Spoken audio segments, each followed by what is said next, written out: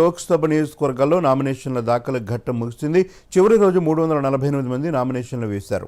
ఈ నెల 18న స్వీకరణ ప్రక్రియ ప్రారంభమవగా మొత్తంగా 895 నామినేషన్లు దాఖలు చేశారు. కాంగ్రెస్, బీజేపీ, బీఆర్ఎస్ అభ్యర్థులు భారీ ర్యాలీలతో కోలాహలంగా దాఖలు చేశారు. నామినేషన్ల ప్రక్రియ ముగియడంతో ఇక ఎన్నికల ప్రచారం ముమ్మరం కానుంది.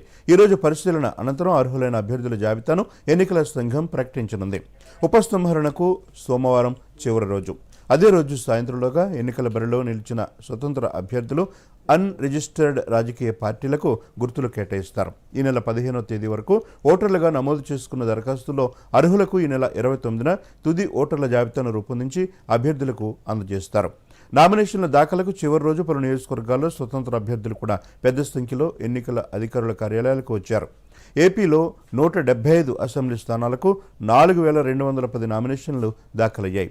25 లోక్సభ స్థానాలకు 731 నామినేషన్లు దాఖలయ్యాయి. ఈ నెల 29 వరకు నామినేషన్ల ఉపసంహరణకు గడువు ఉంది. మే 13న ఎన్నికలు జరగనున్నాయి.